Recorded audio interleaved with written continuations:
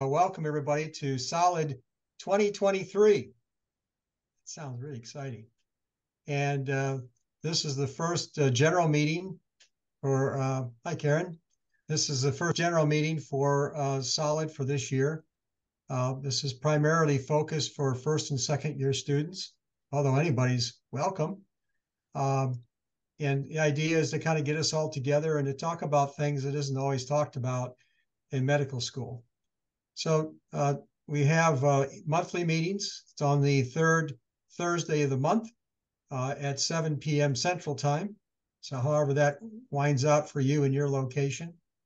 And we're pleased that Kara Kearns, wave your hand there, Kara.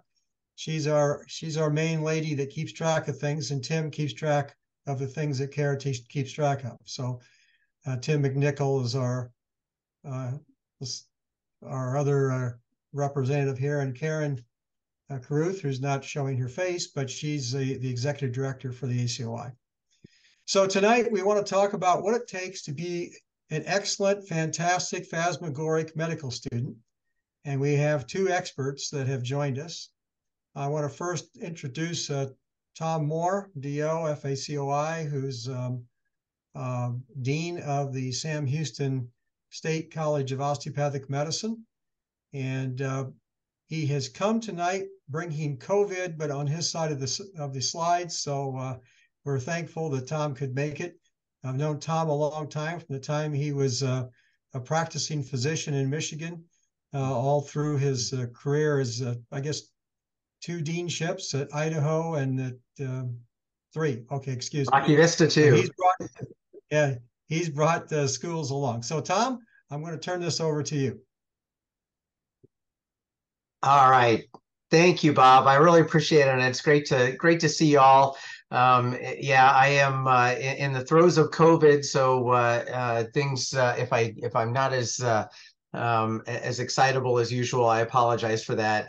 I'm going to go ahead and share some slides here and see if it's going to go. There we go. Can everybody see that okay? Yes. Yes. Okay, good. All right.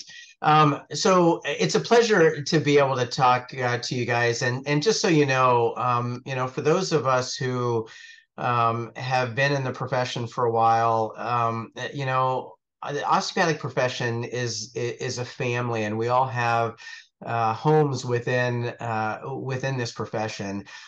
For me, being an osteopathic internal medicine physician, the ACOI has been home really since I was a resident, and before that, it's been a place that I have friends and mentors and colleagues that are very dear to me and who have helped to mentor me throughout my career. And hopefully this is that you can find a home at ACOI as well, along with mentors that can help you. It has certainly been a vital part of my career as I've been going through. So with that said, today I've been asked to talk a little bit about the art of being a successful medical student from the dean's perspective. And Dr. Tito is going to be talking after I do from a different perspective. There is no truly right or wrong way to be a medical student as long as you are successful in the end.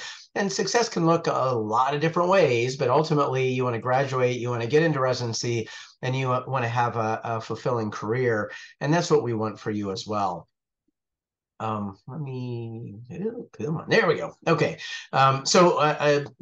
Dr. Good kind of talked a little bit about myself. If you haven't heard of Sam Houston State University, we're one of the newer osteopathic medical schools. In fact, we will graduate our inaugural class this year in May of 2024.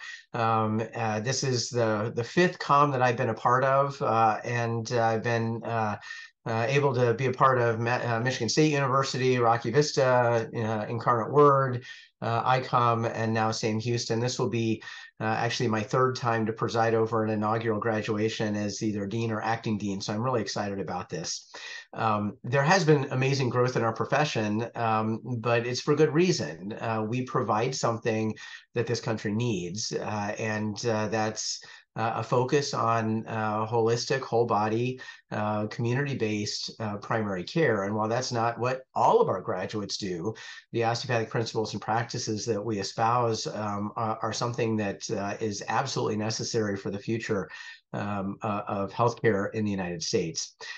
So I'm always really proud to say that I'm an osteopathic internal medicine physician and a part of the osteopathic family. And I hope that all of you, as you grow to know and understand the profession more, will feel the same as I do. What is it about being a medical student that's going to that's going to help you the most? You know, a lot of our student doctors have gone straight through from undergrad, sometimes grad school, into medical school. Some have taken some time off and actually worked for a couple of years. But the thing to remember is that being a student doctor, this is your day job. Now, in most jobs, you get paid instead of actually paying. But it absolutely is more than a 9-to-5 job. What you need to try to do to be successful, first and foremost, is to go to class. So one of the things that, for those of us who've been in medical education for a long time, drives us crazy when we hear our student doctors say that going to class gets in the way of your board review. That everything that you do in class is a part of your board review. So try to keep that in mind. You got to do board review separately as well, but UWorld or ComBank or Kaplan, those are not going to get you to success by themselves. And in fact, the studies almost always show that people who do well in their classes are the ones that do better on the boards. But yet there is a focus. Unfortunately, this is a focus that is ingrained across the country, because you got to pass those boards. But remember that studying for your classes does help you to pass those boards.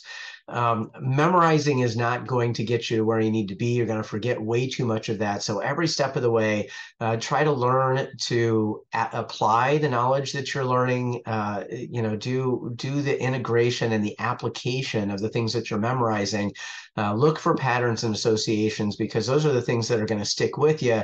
You know, not just for the next exam or the next quiz or the next board exam, but it's going to sink back in when you're on the wards and a resident and as an attending later on. And ultimately, we're all trying to be lifelong learners. You know, and I tell this to my student doctors now. So much of what I learned as a medical student is completely obsolete now. When I went through, you know, and boy, you talk to somebody like Dr. Good, who is, you know, much, much, much older than I am. I mean, that's a whole nother story right there. But when I went through medicine, you know, we learned that diabetes was beta cell burnout, and the only two opportunities to treat it were exogenous insulin or sulfonylurea. Think about how much we know now about diabetes, and that continues to change. So don't just memorize, because things are going to change. Learn to learn, and that's going to get you a whole lot farther. As you're going through medical school, do the best that you can to utilize the resources that are available to you. There are some places where our student doctors kind of see an us versus them between the faculty and staff and the students. And believe it or not, those of us who have gone into academic medicine actually do it because we want to see you succeed. We want you to be successful as physicians, and we want to help. May not always see it that way, like the night before an exam that you're really worried about. We have to set standards so that you can be successful. We're not trying to do it to hurt you or to make things worse for you, but you have to be able to meet those standards. With that said, our job is to be a resource for you, whether it's your faculty advisors, the staff, but it's not just those of us who are actually getting paid as employees of the medical schools. Your peers can be a real help to you. Many of our comms have peer networks. We have tutors, both internal and external. There are different things that you can do, and if you can find a mentor to help you along the way, that's something that can really help. It's really important to try to get involved wherever you can. The fact that you guys are all here participating in the ACOI Solid program, I think, is really good. I just got off of an hour-long webinar with my fourth year, my OMS4s, in preparation for the ARIS applications going in on the 27th and getting ready for their first match. This will be our first match at this school. and having to write all of their dean's letters. It's almost a requirement now that you have to show that you've been involved, you've had some leadership, you've had some scholarly activity along the way, and that you've shown that you've had some leadership. I'll tell you now that you will be the outlier if your dean's letter doesn't reflect that you've done those things. And it's not going to be enough. It's become the new baseline. And so somehow you have to figure out how you're going to stand out from the masses when it comes time to go through the match to get into your residency programs. And that's going to be regardless of whether you're going into a really competitive program or a community-based program in primary care that may not be as competitive, but you're looking for a really good fit. So join clubs, get involved, whether those are special interest groups, whether that's in student government, SOMA, other organizations, maybe it's faith-based organizations, but do something because program directors, residency directors are going to want to see that you're a well-rounded individual that didn't just study to get success, but studied and was a well-rounded individual that can be a really good part of the healthcare team moving forward. And those teamwork events, those leadership events that you do as a medical student really are sought after by the residency directors. And I was an internal medicine residency director for many years, overseeing them as DIOs and associate dean for GME. These are things that we're looking for. If you are interested in advocacy, there are opportunities with your state osteopathic association, with your specialty organizations, with the AOA, ACOM, lots of different organizations to be involved in, and those are really good opportunities. And again, early clinical experiences will help to bolster your confidence when you actually are on your third and fourth year rotations. So get involved wherever you can. Remember that medicine is a team sport. So everything that we're doing, you need to be able to work with others. Some of the folks that have fallen short of success in medical school really thought that they could do it on their own. They wanted to study alone. They didn't want to seek out help. They were just going to plug through on their own. And yet, very few of us can actually survive that way. Some can, but most can't. Find ways to get involved as a team, whether that's in study groups, whether there's support systems. We have learning communities at our school. Some of the others do as well.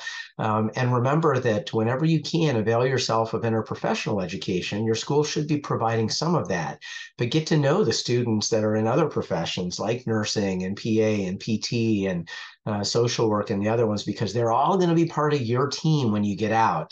And the more you can feel comfortable with that team and that team-based learning, the more you'll be comfortable with team-based care, and that will help you to shine more in your third and fourth year rotations, and will be an integral part of your residency program after that.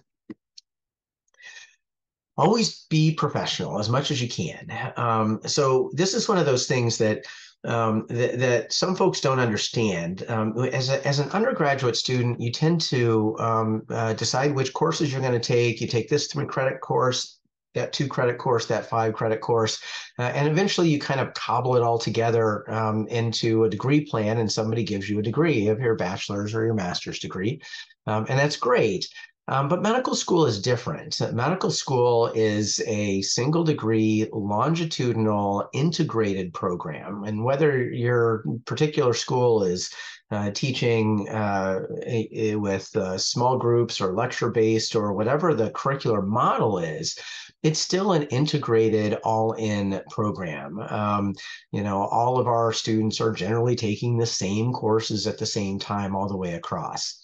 So on one hand, that's a really good thing, and yet a big part of this integrated process of education is what we call professional identity formation. And that's just as important as getting a passing grade on your courses.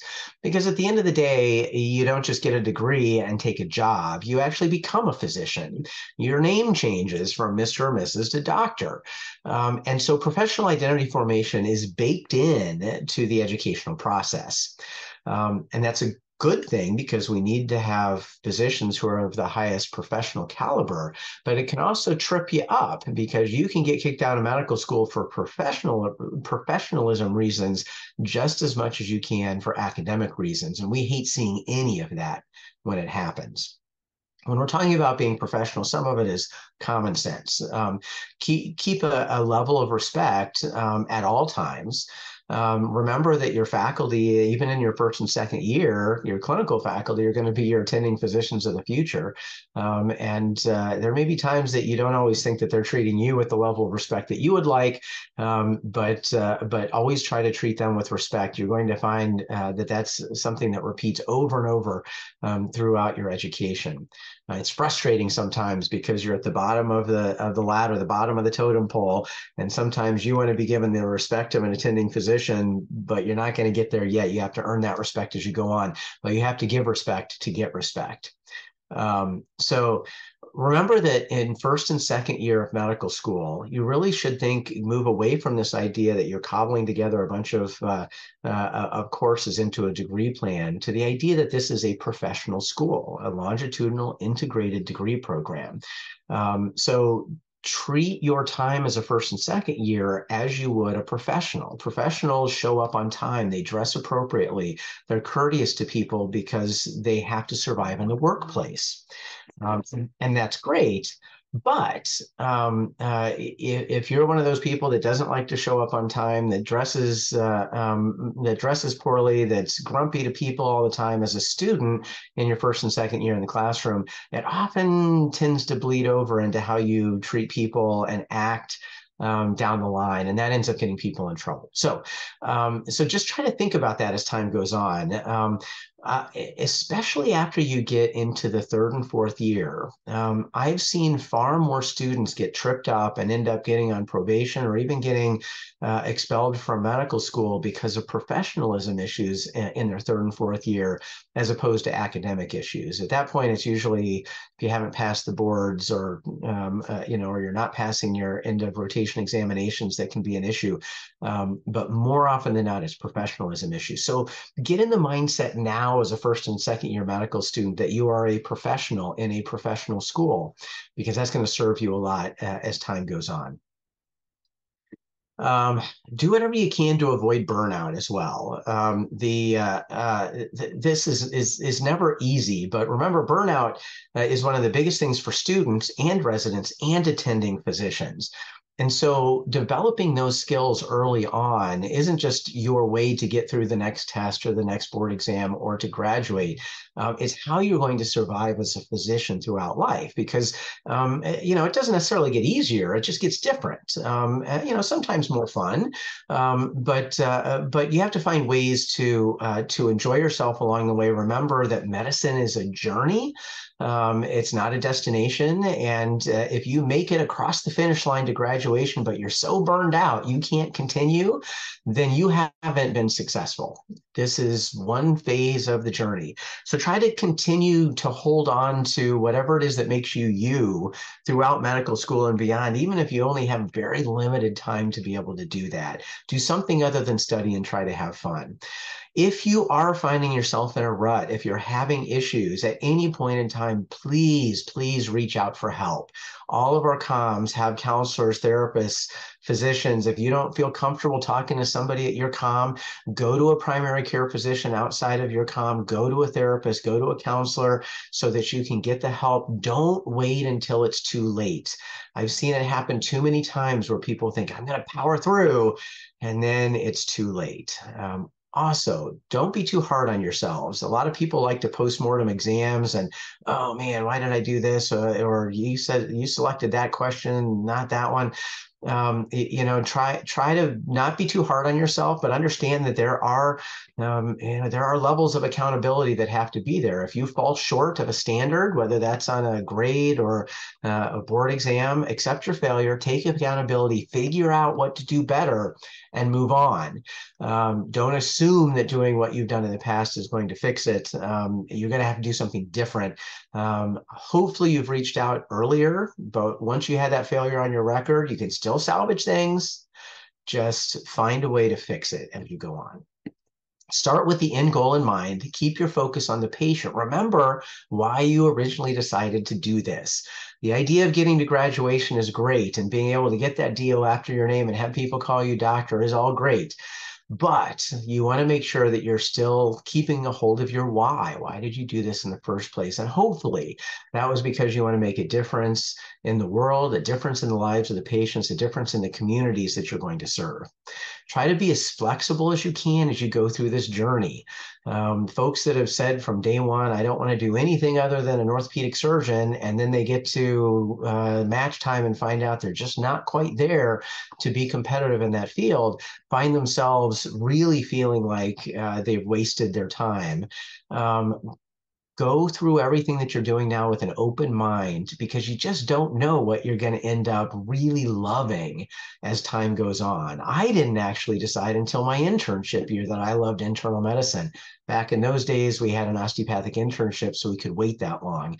But you may find during your third-year rotations that you love one specialty over another one that you thought that you were going to really go into.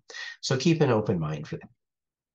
And don't forget to think osteopathically. We bring something to the table that our MD colleagues don't have. It's easy to roll your eyes and say, hey, I went to a DO school because they were the ones that accepted me, but I really just wanted to be an MD. We bring something different to the table. We are the Kleenex to the MD's facial tissue. And what we have is what they have, plus more. And don't be afraid. Don't be shy about making sure that people know that. Seek out opportunities for OMT, both in the hospital and in the clinic. Make sure that you're touching your patients appropriately. Make sure that you're making that connection, that you're having those discussions and the communication with your patients that sets you apart from other people, and be proud to be a DO. People will recognize that, and people will seek you out for it. And so that's about the end of the time that I have. But again, I want you to know that there is a huge network of support for you as student doctors, regardless of the medical school, the COM that you're going to. You know, I sit in meetings every day. I was at noon today with the deans of all of the DO schools. I know many of the faculty and staff across the country. We're here to try to help you. So do the best that you can. You can be successful at this. We're here to help. With that, I will turn things over to Dr. Tito. So Tom, thank you very much. It was a great presentation. And what we'll do following Dr. Tito's presentation, we'll have time for questions from both of you. So I'm pleased to invite and welcome Dr. Dimitri Tito, who's a captain in the U.S. Army and assistant professor of hospital medicine at Johns Hopkins. He's also an author. I didn't know that, Dimitri. You're an author of a best-selling book, Fire in the Appalachians. So I'll turn this over to Dr. Tito.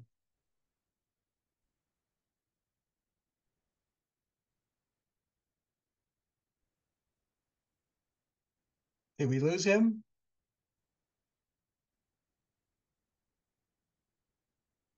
Thank you again, Bob. And then Dr. Moore, wonderful. All right. Can you hear me now? Yes. Hello. Okay. Let me do one second here.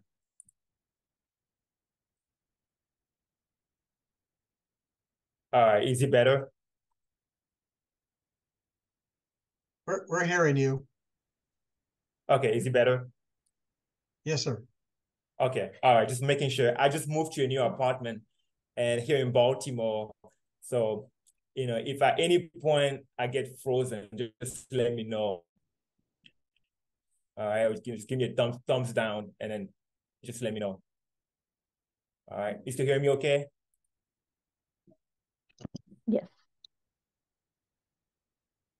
Yes. Okay. All right. So Kara, do you mind sharing my slides if you have them? Yes, let me pull them up 1 second.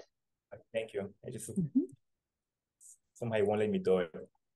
But again, thanks, Dr. Moore, again. Wonderful presentation. A lot of overlapping points, and I'm going to touch in some of them. So the reason why I'm here is because I was invited to give you a perspective from a recent graduate. I recently graduated from residency, and I'm a newly attending. So I think, you will appreciate what I can bring to the table here. And hopefully at the end of the presentation, you'll be a more effective medical student or even a better medical student. So, all right, thank you. I'm gonna go to the next slide. This is my background, and Bob just touched on this. So I'm just gonna go to the next slide. So just like Dr. Moore mentioned, medical school is a long journey, right? I think most of you are actually somewhere, or you just had, you either did a PhD somewhere right before the USMLE 1. Really, in your case, it would be complex level 1. And really, you could see the path. It's bumpy, it's long, it's curvy, but there's light at the end of the tunnel. The goal is to become an attending physician, a big boss. So you're going to go through residency. Some of you, fellowship is going to be long, up to 7 years. But just keep that big picture in mind.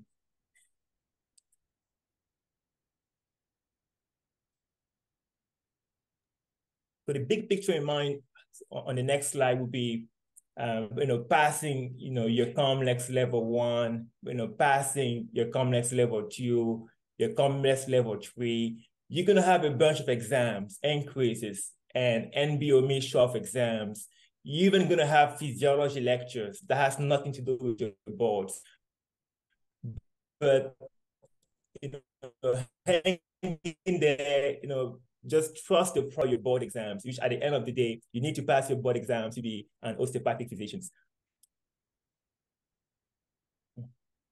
Okay, Dr. Tito, we're having some technical difficulties.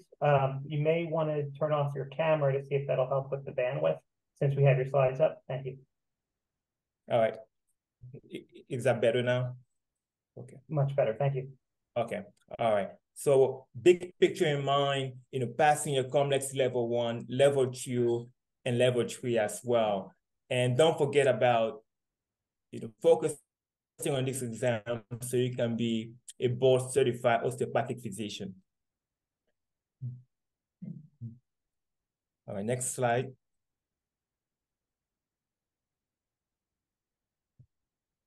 So medical school is not a sprint. It's a marathon. So you want to build up endurance. So practice, practice, practice. And that's the key here. And on my next slide, I give you an example of a sprinter. And this is what happened. So this is not about studying 20 hours a day and for an exam next day. No, it's about building your endurance, studying 5, 6, 7, see how your body reacts to it. Don't be a sprinter, be a long distance runner. All right.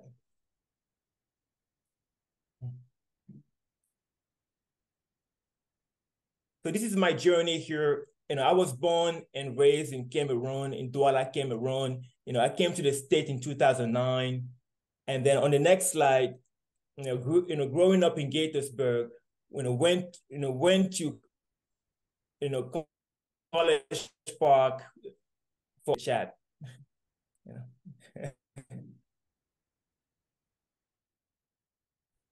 And then on the next slide, I went to medical school at WVSOM. Beautiful campus. We were the only medical school in town in Lewisburg. And then I went to residency at the Western Michigan University School of Medicine. And then after that, I started this job. So you could see I graduated just recently. And this will be you in a few years, and you are all gonna get there. All right, on my next slide, this is the key here. Wherever you are, be all there. Medical school is a full-time job, all right? So if you're in medical school, it's for a reason. Don't think that you don't have a place in medical school, and your primary focus should be medical school. And this is a quote from Jim Elliot that always, I always had that in mind when I was in medical school. It kept me in the right direction, all right? So again, big picture, for each hour you spend in class, spend 2 hours outside of class. Now you're gonna tell me well, I don't really go to class. I kind of double speed lecture. That's fine. But that's the rule of thumb. For each hour you spend in class, double hours, outside of class. And that really help you building that endurance and avoiding burning out.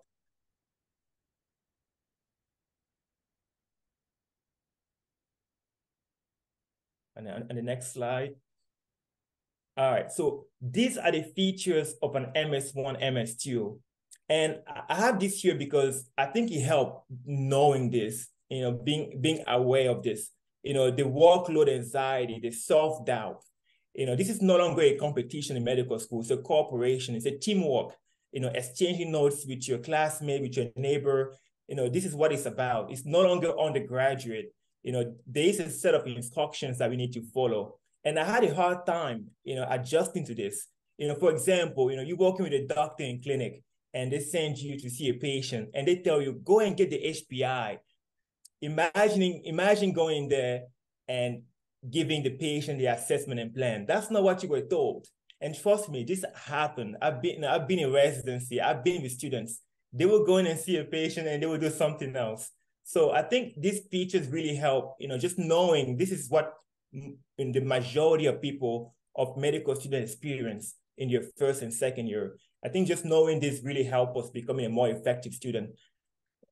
All right, and on my next slide. So common cause of academic difficulty, and Dr. Moore mentioned this. I'm gonna go and say number one is time management. Number two, time management again. And then number three, time management. And that's really key, And then after that, travel, family, friends. It's so important to plan. It's so important to have, notes, your own notes, especially being aware of your system of studying, what works for you, what doesn't work. And then on the next slide, I put here a couple of tips for optimal learning that really helped me to succeed in medical school. So the key was pre-read. On days that I were able to pre-read, I did better on those exams, on those quizzes. And attending lecture, well, at first I was attending lecture, but then after that, I started staying home and double speeding lecture. I don't recommend it, but if that works for you, you could do that as well. The more senses you could use, if you could memorize, see, hear, say, apply, and then teach in a group, that will go a long way to retain information, not just for short term, but also long term. Make fun mnemonics, use your own flashcards.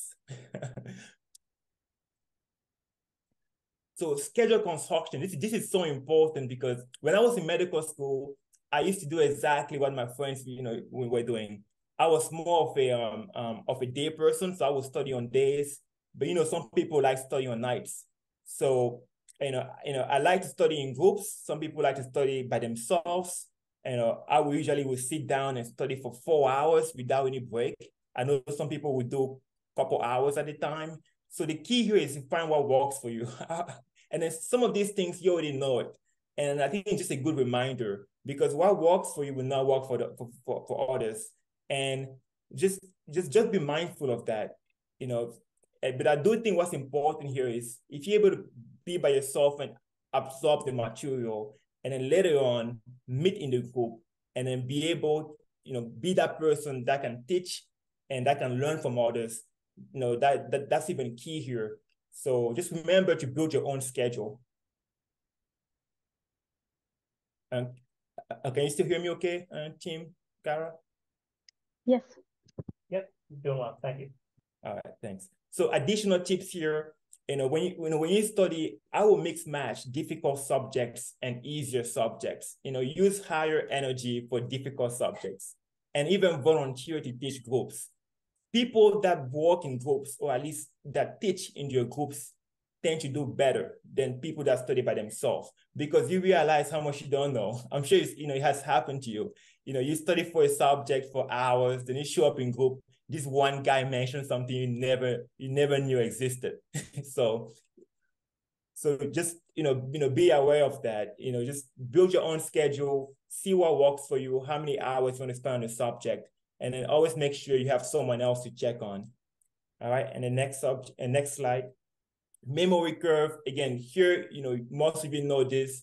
music, food, pleasant views by the water, in the park, using different sensory skills, because that allow you to absorb the information better. People use different colors, different shape. People use PowerPoint slides. People use their iPad to take notes. So, this is just things that I've used, to take better notes and also to retain more information. So, I put a fun meme on the side here, just calling your friend and, your classmates saying, hey, are you going to study tonight? Most of them will tell you, no, I'm not going to study. But then you show up at his house, he's probably studying nonstop and, with Red Bulls and whatnot, So yeah, that was me in medical school. Additional tips here.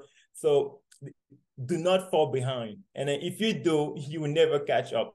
I think most of us know this or have experienced this. So you only have the weekends to catch up.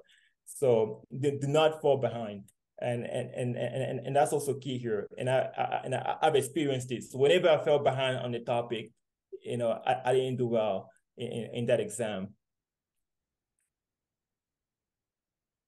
So taking notes, we all have different ways of taking notes. I used to print out my PowerPoint slides, and I will leave the margins to label or take additional notes. I will also leave the other side in the back to fill spaces. But this is a permanent record. Take reliable notes, because when you sit down and start taking notes, either on your iPad or on your PowerPoint slide, you retain the information more, and that becomes a reliable note for you. So, exchange notes, with your classmates, form a partnership, and that will go a long way for you. So extracurricular activities, the focus here is your academics, but like Dr. Moss said, he did mention that residency programs, they want to make sure they pick a well-rounded applicant. So they're going to look at other things that make you particular, that distinguish you from others. So I'm going to touch on a couple of things that I did, to be a well-rounded applicant, to get into a competitive internal medicine program. So when I was in medical school, I commissioned to the Army Reserve. This is not HPSP. HPSP, you will commission to be an active duty full-time in the Army. So MDSSP is Army Reserve, essentially the same thing. You get stipends, about $2,200 a month, and you don't get the full tuition being paid, but you do get your loans being paid at the end of your residency. And I'm still Army Reserve now. So other opportunities, class leadership, run for elections, get nominated. It looks good on your resume. Join the SDA, the SOMA, the COSDP, the student clubs. Create your own if you are available. If you have time. Join committees in the school, local organizations. There's multiple nursing homes sometimes in the community. Chapters as well. There's blood drives. There's volunteer awards that you could get on your resume. If your school is in a rural area, you could join the Rural Health Initiative, and many schools have that opportunity as well. Student leadership admission as well. You could join your committee. So just be able to sell yourself is key here. When I was in medical school, I co-founded the Student Professional Partnership Program. If this is not available in your school, that could be an opportunity for you. So what we did, we created a partnership program with clinical doctors in the community. So that was a form of a mentorship for the students, to the community doctors. So as opposed to the mentor you get in the school, this mentor will help you in your profession that you aspire. So if you want to be an internal medicine doctor, we will connect you with an internal medicine doctor in the community, and they could answer your questions. Really anything you need in terms of directions. So that's an opportunity. Another one is the diversity, equity, and inclusion. If that's not available, it's becoming a hot topic now. So your school should definitely have one. If they don't have one, that's an opportunity as well. You could start or you could join. You could work on campus. On my next slide. And then there's also opportunities for global health. I went to Haiti, in my second year. The AOA, AACOM have scholarships available. You could look at your website, even the AOF. There's opportunities for research presentations as well. So I think just asking the student affairs, you got to ask, because there are so many opportunities available, and not just at your school, but also nationally. But I think a good place to start would be your school. The Office of Student Affairs will have opportunities like this that you could do now in your first, second, or even third year to be able to market yourself when you apply for residency.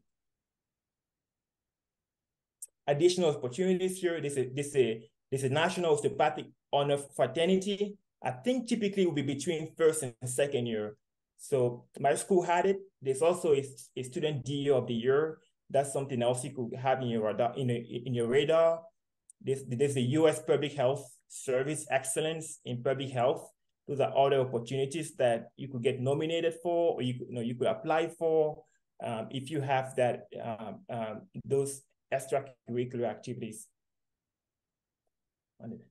So find your passion. When I was a third-year medical student, I applied for a grant, of course, with the help of my mentor, that were offered by the United Health Foundation Diverse Medical Scholar. I believe they're still offering grants of about $7,000, and because of that, I was able, with my medical student friends here in the picture, we were able to start a community program where we will provide free health screening services.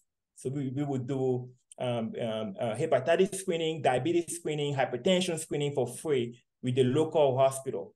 And that's something we started because I had a passion to give back to the underserved community. So feed your passion, see what inspires you, and then reach out to your mentor, reach out to your school, and they will help you get this started.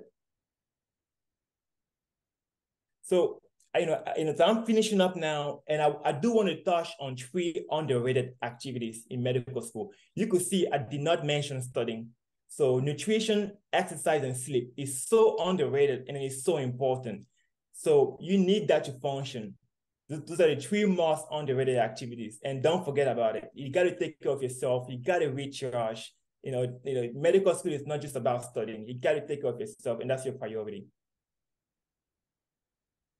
Time management, spend time with friends. Those are all my friends from medical school. I'm going to go on the next slide here. Again, more friends. You could see the picture on the right. It's actually my friend who got married from medical school. We were still in touch. You guys gonna be in touch because you're a family. Just being together for 4 years. You're gonna be a family, and you're gonna keep in touch. So just form this relationship and these bonds. I'm not gonna spend too much time on this because those are the syndromes that you don't want to get in medical school. Those are the illnesses you don't want to get, all right? And then some of you already know this. I just want to touch on the last one, the MEUL, because I think it's the most common. They memorize everything, understand little, and it's very common and very problematic. And the treatment for this will be dividing everything into bite-sized pieces. Challenge yourself with your own flashcards. Talk to your groups, get into a plan to see what works for you. And the last one I want to touch on, or actually, if you could just go back one last slide. The last one I want to touch on is the irrelevant material syndrome, the one with the star in the middle. Saying that I will never need to use this because I'm going to become a physician. Why do I need to learn this? So the treatment for this will be understand clinical relevance and understand the principle of lifelong learning. So just be aware of these syndromes, and that will go a long way for you. And this is my last slide on the next one. And this is my mom. And you're going to be surprised because this is my mom at the first day of medical school, white coat ceremony. And the reason why I have this picture here is not because I was embarrassed on the first day. My mom kneeled when she saw me on stage. It's not because of that. Just on the first day, I became the popular guy on campus. the reason why I have this picture is because your family is your biggest support, and they're gonna be there for you. And I know you're gonna be busy, you're gonna be studying, but don't forget about them. Make sure you always have time for them, because they've been through all of this with you, and they will do it again if they have to. And for that, I'm gonna conclude, and that's it. That's all I have for you. References. And I went a little bit longer here, but I'll be happy to take any questions. Yeah.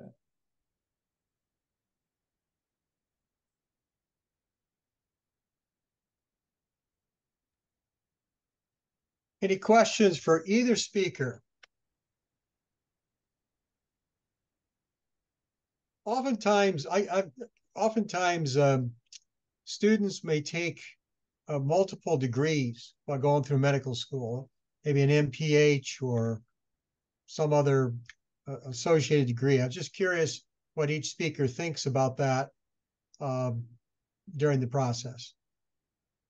Well, Dr. Judd, I'll say that at several of the institutions that I've been at, we have been able to offer those types of programs. And in fact, we're in the process here at Sam Houston State being able to do dual degree programs as a DO MPH, DO MBS, DO MHA. And we already have those degrees within our larger university that's been around for 150 years. But what we've tried to do, and what a lot of the comms try to do, is make it flexible so that you can potentially be able to graduate with both degrees within 4 years. But if not, then you can do the remaining portion of that, the secondary degree program throughout your residency program. And so many of these degrees, these master's degrees, have enough of an online component that you're able to do that.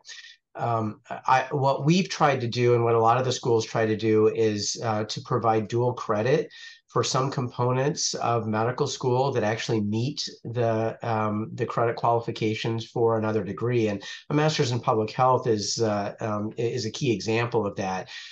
Certain components of the curriculum already are meeting those requirements, and then you could do certain rotations during your 3rd and 4th year, spend time between your 1st and 2nd year, and then complete the degree in 4 years. And if you find that you're struggling or you want to take more time, you just extend it out and you finish it during your residency or beyond. And I think a lot of folks are finding that having that 2nd degree does help to open up doors and opportunities to them later on in life.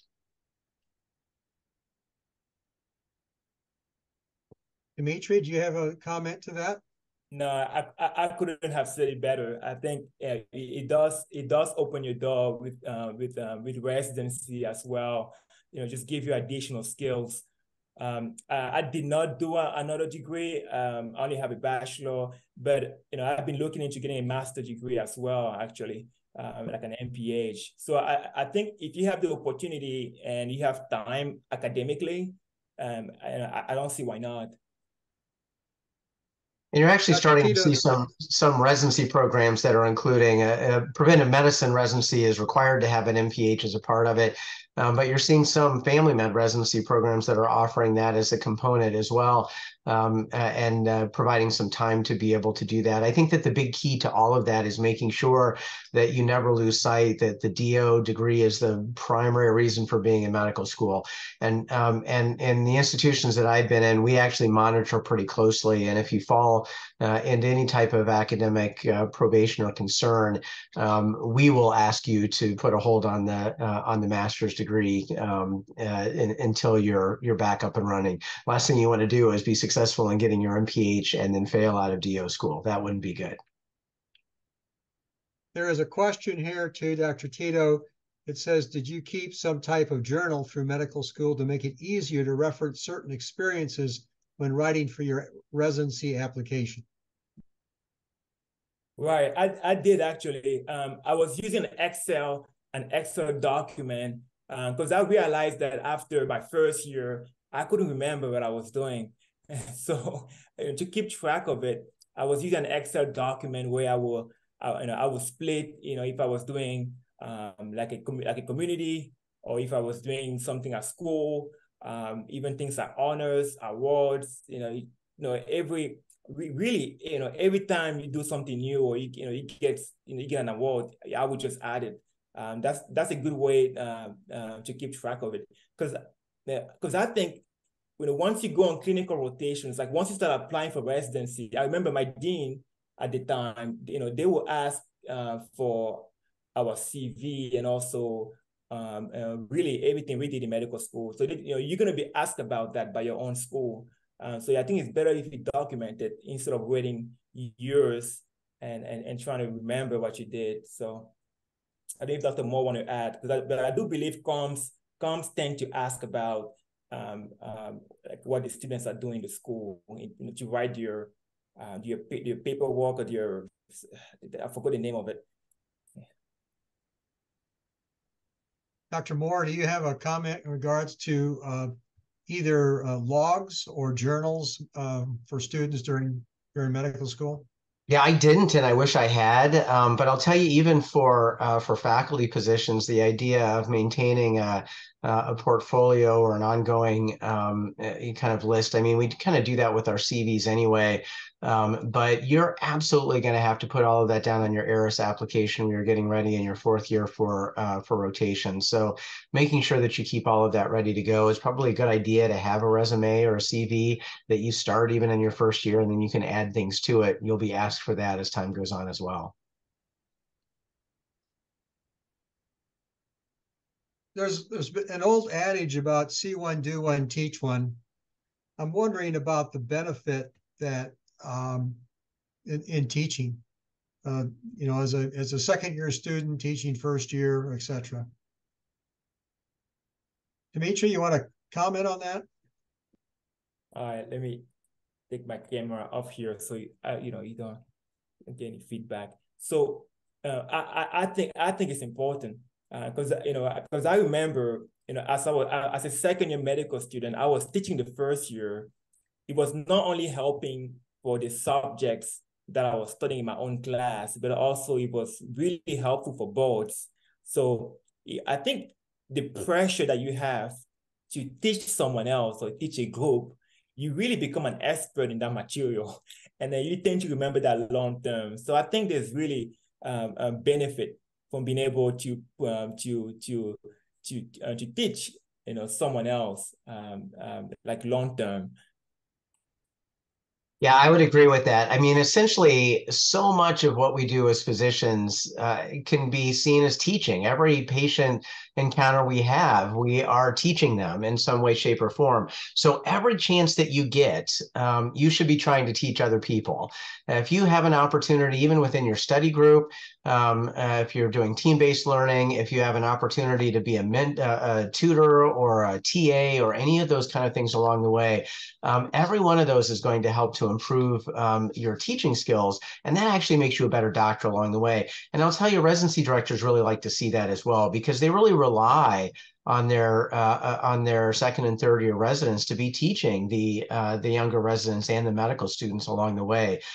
So being able to be recognized for your teaching skills is actually going to be a big plus for you, and it'll make you a better doctor to boot.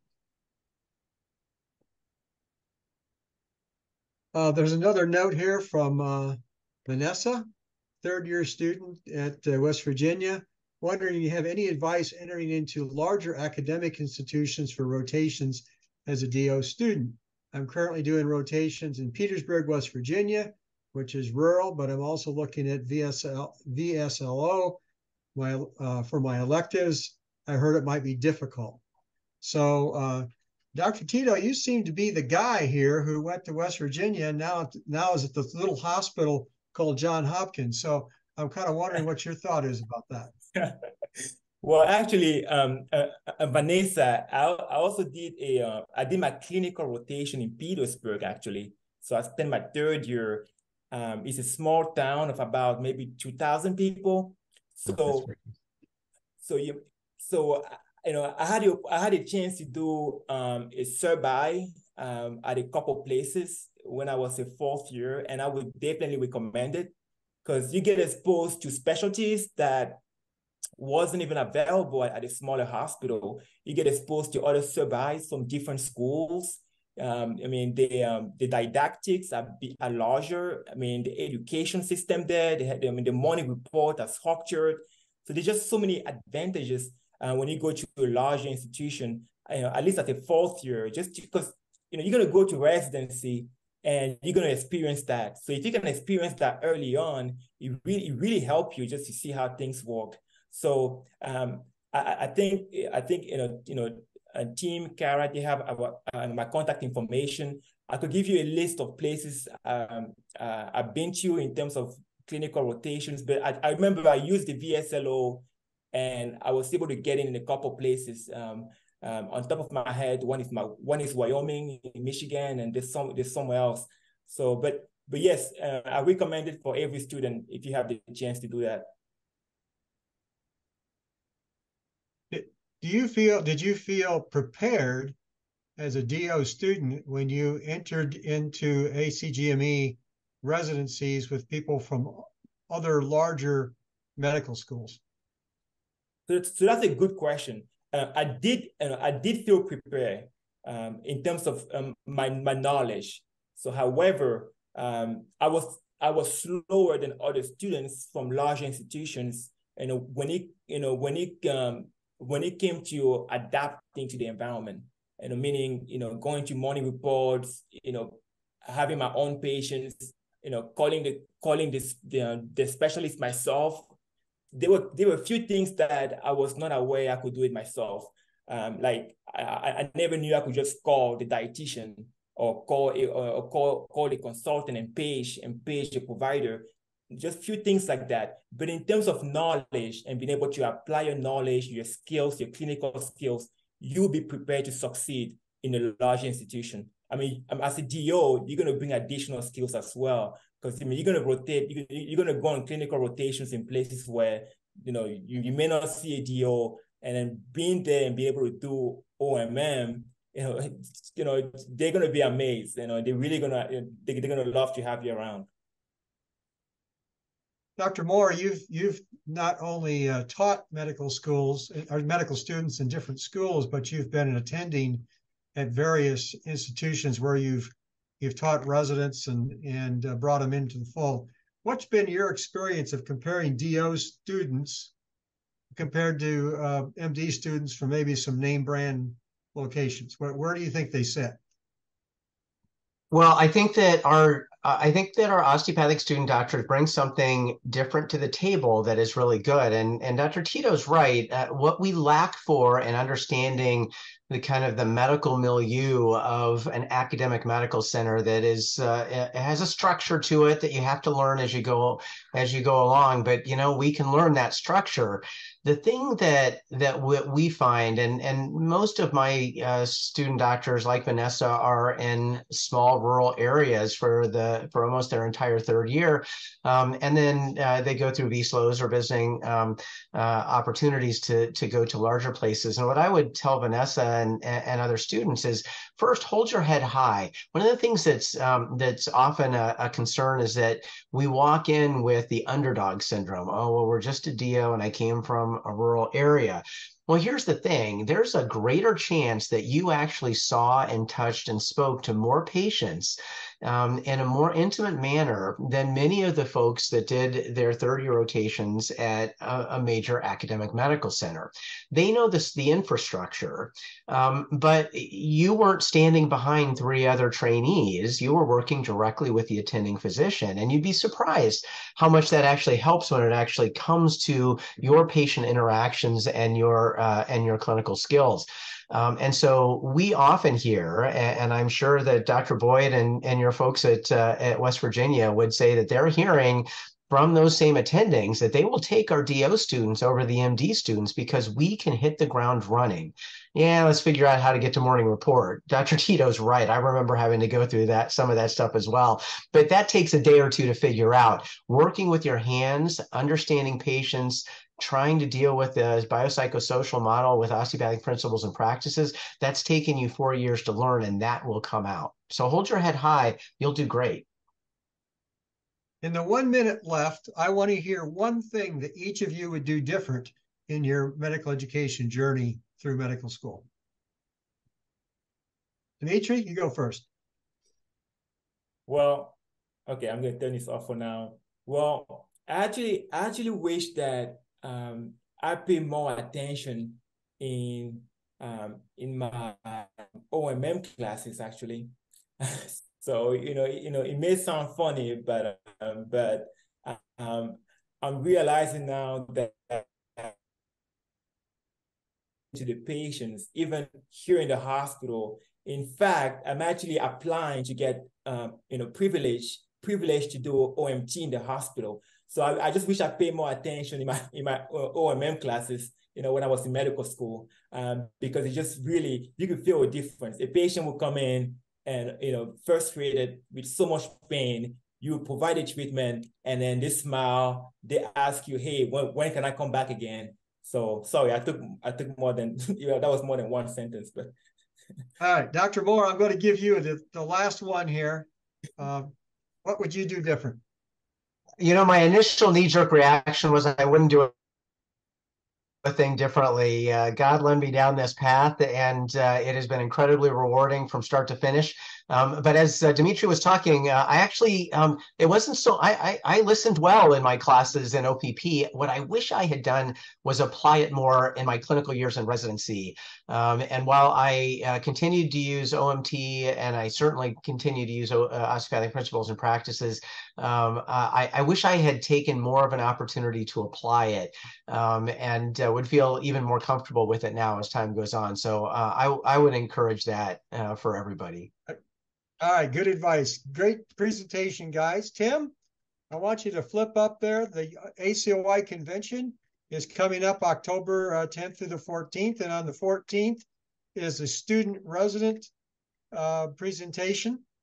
And on the 13th night will be the student resident reception. This is a great time for all of you to network with our faculty, but also with residents and other students that will be there. So if you need more information, please send a note to Tim McNichol or myself, and we'll be glad to see you in Tampa. So thank you all tonight very much. I think this was a great presentation. If any of you want to hang on and answer and talk a little bit more, that's fine. But I want to make sure we end on time because that's an important part of this solid program. So thank you all very much tonight for coming.